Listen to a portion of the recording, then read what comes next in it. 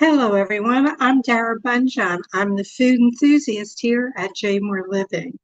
I'm a food writer, food stylist, PR maven, and a frustrated baker. Those of you joining us live, drop your questions into the comment box and I will check from time to time.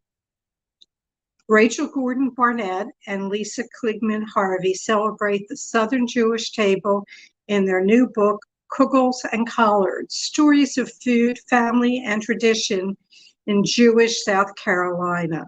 The book features 80 recipes, full-color photos, and accompanying stories. Kugels Collards explores the intersection of traditional Jewish dishes and classic Southern ingredients and African-American culinary traditions. Let's welcome Rachel and Lyssa. There they come. Hello, ladies. Hey, Dara. So let me ask you, other than the show, what's on your plate today? Well, it's been a busy day. I've already worked out, and this afternoon I have to go to the grocery and get some items and start cooking for the holidays, which are just a few weeks away. And I have walked in my gorgeous neighborhood. It's a post-hurricane, sunny, gorgeous day. And I'm a child and adolescent therapist, and I will be going into work this afternoon to see a couple of kids. Great. It's nice that this is a sideline that became a passion for both of you. Am I correct? That's right. That's right. Let's talk beginnings, Rachel. You are the executive director of the Jewish Historical Society of South Carolina. Can you talk about the evolution of Kugels and Collards and your heritage in Columbia, South Carolina, your Jewish heritage, please? Sure. So the beginnings of Kugels and Collards really lies with historic Columbia. A few years ago, they began Columbia Jewish Heritage Initiative. And we were collecting stories. Lyssa and I were both volunteers, and we were collecting stories to tell Columbia's Jewish history through collecting oral histories, doing a walking tour, historic markers, all of that. Lyssa and I had a hunch that food would be an interesting way to talk about family stories. So we approached the Historic Columbia director, and she readily agreed. Kugels and Collards was born. We had a blog telling Columbia stories for the past 6 years. And then about 4 years ago, we were approached by University of South Carolina Press to put in a proposal to take it to a book and to go across the state. So we have been on this journey for 4 years, and we now have a book it's just a snapshot of South Carolina. Thank you. There's our beautiful cover. You can see I have a couple tabs in it. Yours looks like mine, Dara. I've got And we are just so pleased. And the book, actually, our pub date was the 29th this week. So the book is out. The wonderful thing about this book is it's been a labor of love for Lyssa and myself. Royalties go to Historic Columbia's Jewish Heritage Initiative and to the Jewish Historical Society of South Carolina, not for us. We're just the people that wanted to collect these stories and make sure they are preserved. Well, it's interesting. In the past couple of weeks, I interviewed Old Line Plate, who delves into the history of Baltimore and Maryland recipes, not only just the recipe, but also the person who created it. That's right. And then last week was the Gilded Age, about the food from the Gilded Age in New York. And the Rothschilds, everybody, and the food and the tables and how they celebrated food. So there's a great passion now to learn about the history of how our food came to the table and how our families are involved. I'll be honest, when I thought of the Jewish South, I just thought of all the Northeasterners that are living in Florida. I really didn't think about the conclaves that might be in South Carolina or North Carolina. I was surprised to learn that the American South boasted the largest Jewish communities back in the 1600s down in Charleston, and that was from your book and the press release. And by the 1700s, had the largest Jewish population in the country. Most were Ashkenazi coming from Eastern Europe, Russia, Poland, etc. I'm not sure there's a question there. Let's see. Dara? Yeah. Rachel can add a little bit of that because actually the very first Jews to South Carolina were Sephardic and were from the Mediterranean. So Rachel being the historian and head of the Jewish Historical Society of South Carolina knows this history and can add to that. We have a story in the book from a direct descendant of the Sephardic families, and she writes about her earliest relatives and when they came to Charleston. And so that is the reference to the Sephardic history, as well as by 1800, Charleston had more Jews than New York. And then it did a decline in the later 1800s. But yeah, South Carolina has a surprisingly deep Jewish history here, which it surprises a lot of people until you start telling that story. But that's, part of why we wanted to get this book out there also. Well, it's important in so many facets. First of all, in the times we live, it's nice to know our history and what our people have given to the country, and what the African Americans who tied in, who were very much in the kitchens and teaching your families how to cook. Let me bring up Lyssa. Let's talk about Annie Gallard and okra gumbo. Right. So I always like to say that I'm Jewish, I'm Southern, and food is my love language. I've always been from Columbia. I was born in Columbia, South Carolina, which is the capital of South Carolina. But my mother's family, my maternal family, is from Charleston, South Carolina, which is 2 hours away from Columbia. So we spent a lot of time between Columbia and Charleston visiting grandparents and staying at the beach. We had a beach house.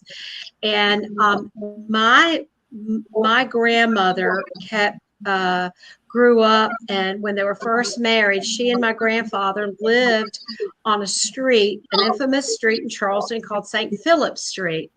And that street was inhabited by Jewish families and African American families side by side. In fact, my grandparents lived in kind of a Charleston house, a thin house with the porches on the side. And Annie Gilliard lived to the right of them in a house, 3-story house with the porches on the side. And so that Annie came to work and was employed by my grandparents. My grandfather owned an Army Navy store downtown in Charleston, and my grandmother helped with the store, but also wasn't in love with the kitchen. So Annie brought her wonderful sense of the South and her and where she came from and her culture to my family's kitchen. They were the fire tags. And my grandmother did know, they kept kosher. And so she taught Annie kosher, how to keep a kosher kitchen. And in turn, I would like to think, because one of the handed down told recipes for our family is that okra gumbo. So I would like to think that Annie, it's a seasonal vegetable. It's a summer vegetable, corn, lima beans, okra, that she would bring that. Rachel has the collard story, so I'll let her tell you that. But that Annie brought these beautiful vegetables into my grandmother's kitchen and cut them up. Now, listen, Annie knew about kosher because when I was a little girl, I mixed up the fleishik and the milchik. and I had to go bury a spoon. Annie would make me go outside, go bury the spoon or the fork, whatever it was. But she was a force, to reckon with. She had her own family. The kids, my aunt, my mother, and her sisters played with Annie's daughters in the backyard. So it was a kind of a lovely community, even though in the South I know that things were difficult. But Rachel, tell what we've tried to do with women who worked with Jewish families. Tell the impetus for that kind of underlying agenda with the book. So we're not a Jews, like Dara. We're not a monolith. So the stories in the book are just a snapshot of South Carolina. We're not making big statements and saying everybody in South Carolina had an African-American cook, but these are stories that we have teased out because we felt really passionate about bringing the fact that the Southern foods that were brought to America by enslaved people, but then made their way from the African Americans into our homes, that we would make sure that we would bring these women out from the shadows, so to speak, that they would be in the kitchen cooking, but they weren't receiving the accolades, if you will. So, in a way, we just want to bring that out, that the reason we have a Southern Jewish table is because of the African American influence. I grew up in a small Southern town in South Carolina. Population 1,500 on a good day. We were the only Jewish family in town. My grandfather was an immigrant, and he and his brothers came down and they opened up mercantile stores, dry goods stores in the area. It was a very rural farming community. And that is a big story of South Carolina, are the Jewish merchants. At every little crossroads in every town in South Carolina, you could find a Jewish merchant at that time. And in the 30s, my grandmother employed a woman, Ethel May Glover, came to work for her. My grandmother worked in the store. Most women helped out in the store. And Ethel, just like Lyssa's story, learned the kosher rules in the kitchen. And Ethel brought her fabulous recipes in. My grandmother died pretty early on, and Ethel maintained the house for my father and his father. And then in 1955, my dad married my mother, who grew up in Charleston, and brought her to this tiny little rural community in South Carolina. And my mother is an only child. Her mother had an Army-Navy store similar to Lyssa's. Our families know each other from those generations. And I asked my mother, who's now 90, sharp as a tack, recently, I said, Mom, could you cook? Because I knew my grandmother was not a great cook. She didn't like the kitchen. She liked business. And Mom laughed. She goes, are you kidding? Of course not. I said, well, who cooked? She said, well, Ethel cooked. I mean, Ethel taught my mother basically how to do this. And Mom had grown up in a kosher kitchen also in Charleston, so she knew that part. But, over the years, my mother adapted and learned. And when I would have to say, doesn't fall far from the tree here, when I left home, I couldn't cook either. So when I got out of college, I'm like a lot of people. I started exploring my own, those recipes, and I did become interested. I had to go in the kitchen, a lot of trial and error. Fortunately, Ethel was still alive and well, and I guess I had absorbed more than I realized. And I think the thing about cooking is it's the taste. And if that taste is there, then you have to kind of play around with it. You might have a recipe, but sometimes we have to adjust those seasonings, or maybe there's a special ingredient that just makes it. So over the years, now I'm determined that I'm trying to write my recipes down, because I'm just like everybody else. I have not written these recipes down, but we're doing it now. This is part of the impetus for the book. Okay. And go ahead. I'm sorry, Dara. Who was the one? Was it Rachel or Lyssa? Your mother's house got sold, and you put the recipe cards in the freezer. That was Lyssa. That was my mom. The South is infamous for a lot of things, and one of them is mildew. And so she would type. I don't know. My mom. I'm the oldest of 5. I don't know how she had time to do this. She was a balabusta, so she was really, things like recipes, I guess, were important to her. So she would type I have little typed Rosh Hashanah menus and little typed, my grandmother's Kugel recipe. She spelled Kugel wrong, and but she, I don't know, and so I guess it was important to her. So when she got ready, when the house was sold, my father had already passed away, and my mom, I couldn't find her box of recipes, and my sister Heidi said, "Well, they're in the freezer." I went, "For God's sake." There they were, preserved and beautiful. And that's actually where I found my grandmother's Lokshen Kugel recipe was in there. So we had to actually, a lot of, like Rachel was saying, a lot of these recipes were told, and we had to make the recipes. We had to, we had to kind of study the language and then make it for the book a recipe. So, we don't have any apologies because now they're written down, but we really wanted to honor these women in the kitchen. I want to make a point that whereas we both were raised in kosher homes, the book is not about kosher recipes. It is about Jewish recipes in the South. Some can be adaptable to kosher. Now, are both of you kosher or kosher part-time, meaning you eat treif out of the house? I Rachel, have to say, I have probably fallen the farthest.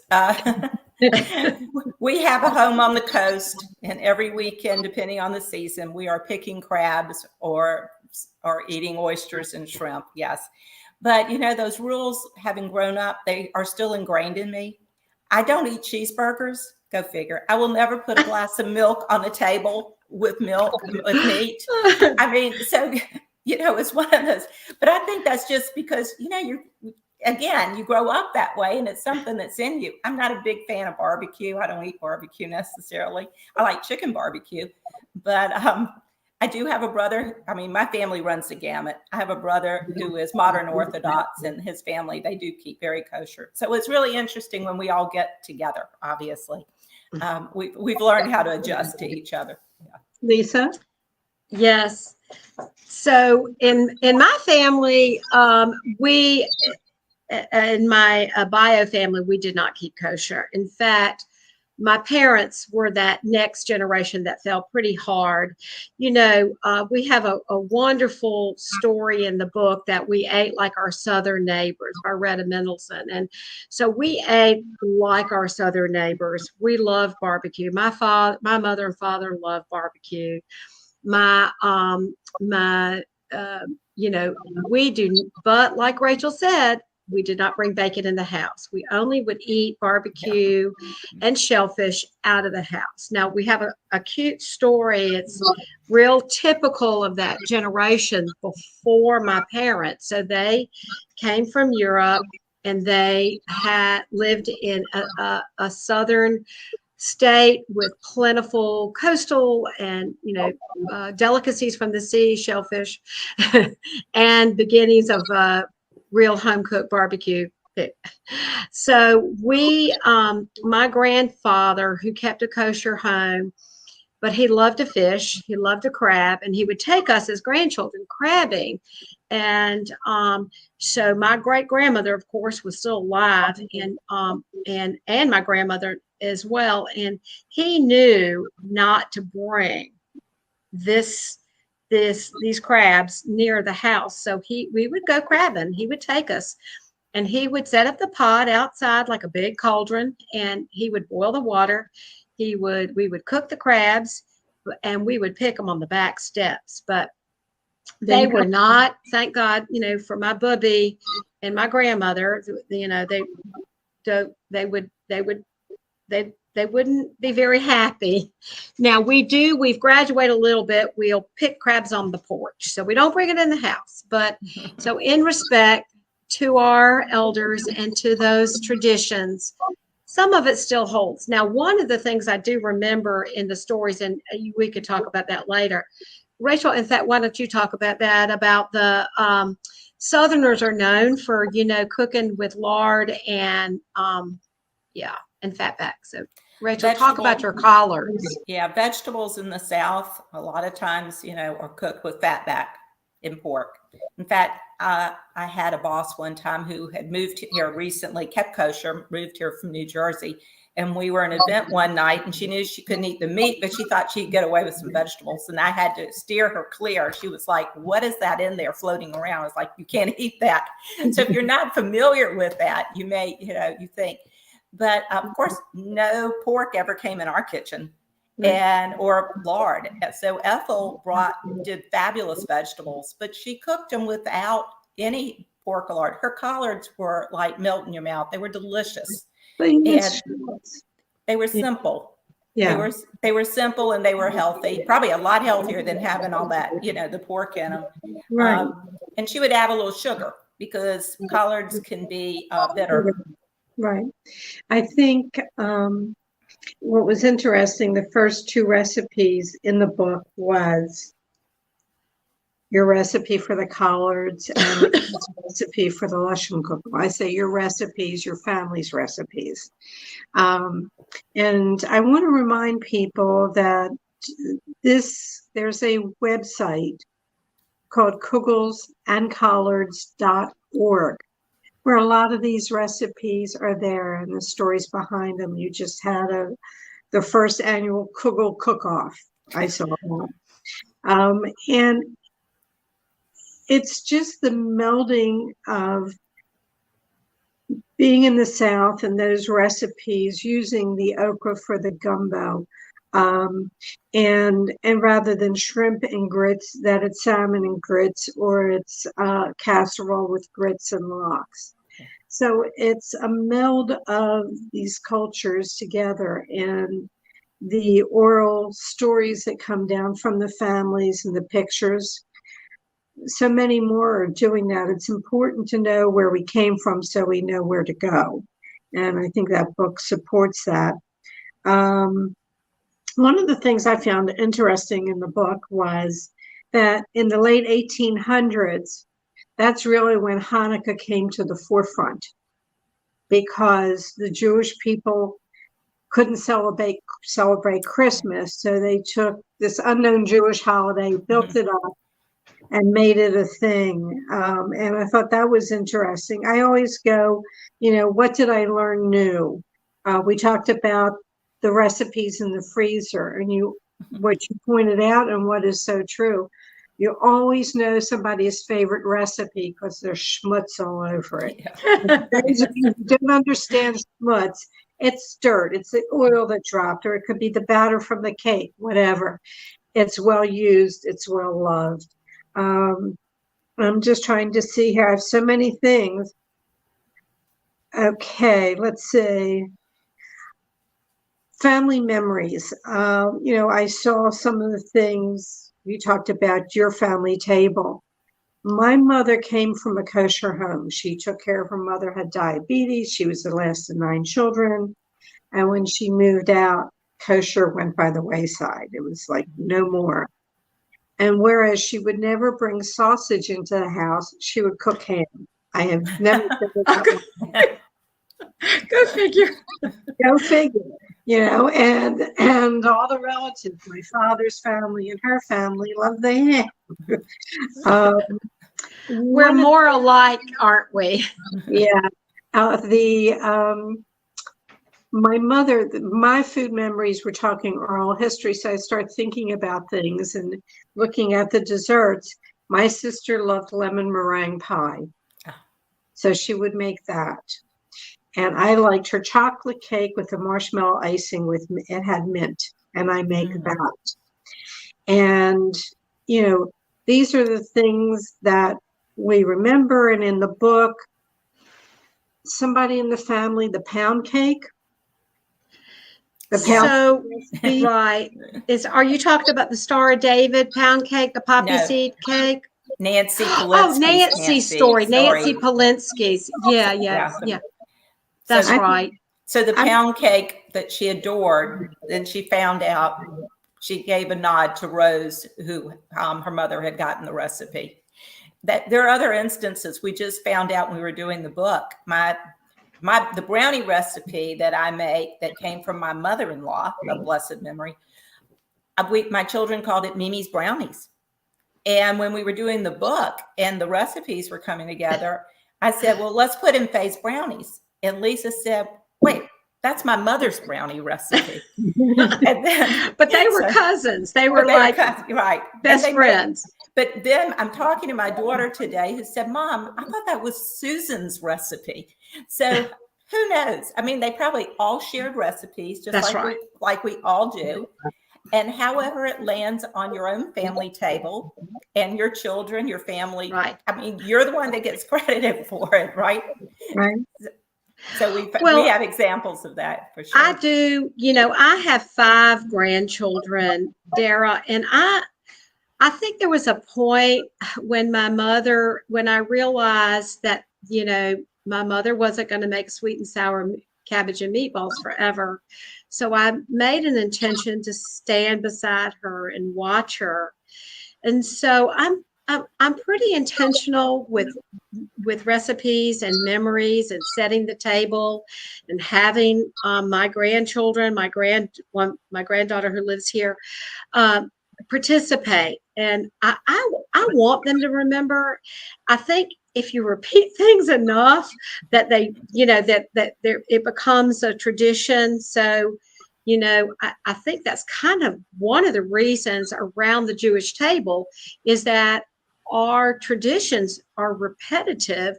Our food is repetitive, and we remember it, and we crave it.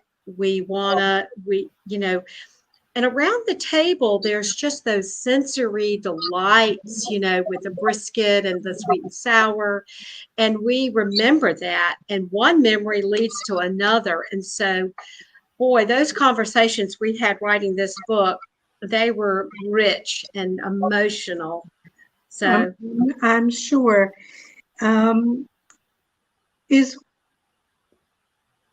In what ways is Southern Jewish culinary tradition static?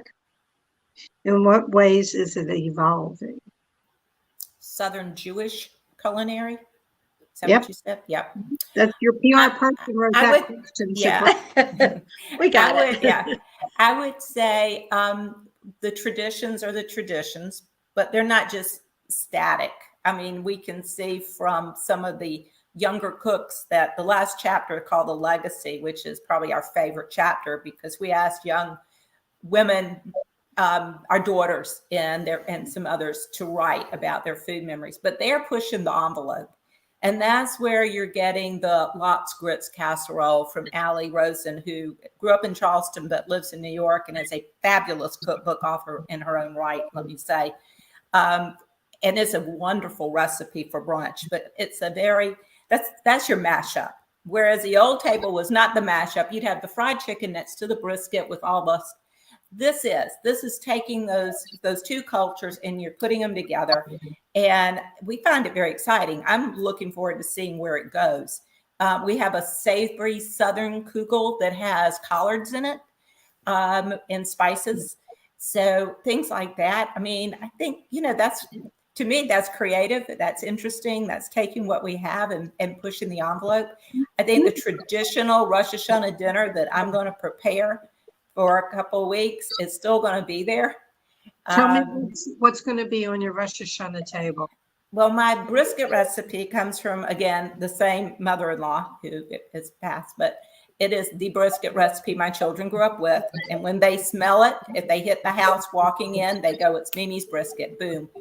We'll probably start with chicken soup and matzo balls, and we'll have brisket. I'll do a kugel, and we'll do lots of vegetables. We always do either a succotash and maybe some collards and whatever I can find fresh in the market that week. In the South, we do a lot of rice because when you make this wonderful brisket, you get this fabulous gravy. Mine has lots of onions and garlic and a sweet and sour sauce. So a big bowl of rice that goes with that. And then, you know, we'll do some baking to add for the desserts. I will bring her a poppy seed cake. Yeah. Thank you. I'm looking forward to that. So are you having Rosh Hashanah at her house or are you doing your table? I've invited her, but Rachel's Rachel's she loves her Edisto Beach, and I'll have 30, and we all sit down together, and we start out a little different. We start with chopped liver. We save our matzo ball soup for Passover, and we serve that as an appetizer, and it's a one time a year I make it. That's it, done. And everybody kind of looks forward to it except the kids. And then we have a array of meat. We have brisket. People have their assignments, right? So my sister brings the brisket. She also makes the most fabulous challah. It's in the book. It's Heidi's challah. It's just a wonderful recipe, sweet recipe. We will have sweet and sour meatballs, and then I make a chicken. So we have a lot of protein. I make a yuntif chicken. So with, sweet with apricots and it's kind of crispy roasted chicken though with some fresh apricots. And then we make it simmets, but we also, new to our table is the okra gumbo, because everybody likes something fresh. Okra, you could still get okra. It's the very end of the season. And then we'll have a Jell-O mold. I told Rachel, we did not put a Jell-O mold in this book, but we'll do a Jell-O to clear the palate. And then we'll have a honey cake. That's traditional, an apple cake to not, for the apples, the sweet season. And then my Star David poppy seed cake. Am I missing anything? Rice. Rice. Yeah. Talk about rice and Carolina broken rice. That's right. That's what Carolina you got. Gold. Carolina Gold. I had Hop and John on the channel. Yes.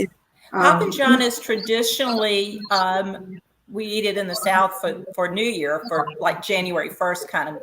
But when we did some research, it goes back. Lyssa, you want to talk about it? I think you did that story. I know. I mean, I researched it just to find out. It definitely has the enslaved African Americans brought the foods, but it was made even before coming to America. In the middle, long before that in Persia. The rice and the beans were supposedly good luck and health, meant health. So, so I know those ingredients were brought to America by Africans, but in Persia, it was done even earlier. So, yeah, history. Who knows? It's interesting to find out. Jo Nathan does a really good job of that, doesn't she? Yes. History and the culture, anthropology of the food. Right. Yeah. Right. I'm sitting there putting this on. Right. Oh, gosh. I know what happens. I had a cousin of mine who married a girl from Virginia. And I used to, as a kid, go, like the prayers at the table. I used to. Oh, well. Let me wrap up with the typical questions I ask at the end of the show. You can hop in there, and I'll just ask Rachel, what was your best bite this week? The best bite this week was my chicken turkey sausage okra gumbo that I made for dinner this week. My husband ate 2 helpings. He said it was some of the best. I do this. It's just a really simple dish, and we serve it over rice. It's a 1-dish meal. Can be made ahead. Okay. I've had it. It's delicious. She's a great cook. Thank you. All right, Lyssa, I'm going to ask you if you could give your 18-year-old self a piece of advice. What would it be? I was hoping you'd ask me that, because I know exactly what I want to tell you. I loved my grandparents, but I don't think that I honored them probably as much as that now that I'm a grandparent that I wish I had. I wish I listened to them more. I wish I asked them more questions. I wish I knew more about them as in their youth. So, yeah, I think my 18-year-old self would have really done, taken a microphone and gotten their history. They were not Holocaust survivors, but they had a fascinating history on both sides just because they were humans and came to America and grew up in a different time. And I wish I'd known that. So, yeah. Okay. And Rachel, we're just going back and forth. What was your ultimate culinary fail?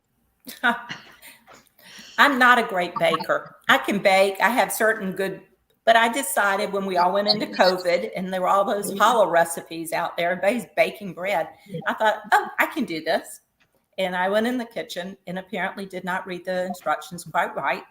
And I ended up with dough everywhere. I mean, I must have overshot on something because it was coming out of the bowl. It was everywhere. It was all over my counter. So that was my biggest fail. Okay. And Rachel, tomorrow, if you wake up tomorrow morning with a new talent, what would it be? Oh. You're asking me or Lyssa? Me? Me or Rachel? Oh, well, I want to be able to drink red wine and sing. All right, Rachel? I would like to be a ballet dancer. I danced when I was young and I gave it up, and I love going to the ballet and I love the dance. So I know it sounds like a little girl's dream, right? But that was what I wanted to be. Well, there's always a little girl in us. There's always the teenager. Yeah. That doesn't go away. Our responsibilities might come in, but that little girl is still in us for sure. That's right. And I'll throw it out, whoever wants to grab this. What didn't I ask you that I probably should have? Well, let me just say one thing about the book. And for people, as they're sitting down for their Rosh Hashanah for the holidays, please don't wait. Do like Lyssa said, she wishes she had asked more questions. Talk about this around your tables now.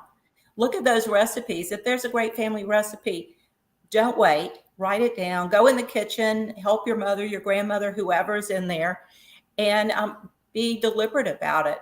That's what we hope. We hope that the book, engages people with conversation and with their own families. I always like to say, savor your story. Yeah, sounds good. I want to thank both Gordin Barnett and Lyssa Kligman Harvey, authors of Kugels Collards, Stories of Food, Family, and Tradition in Jewish South Carolina.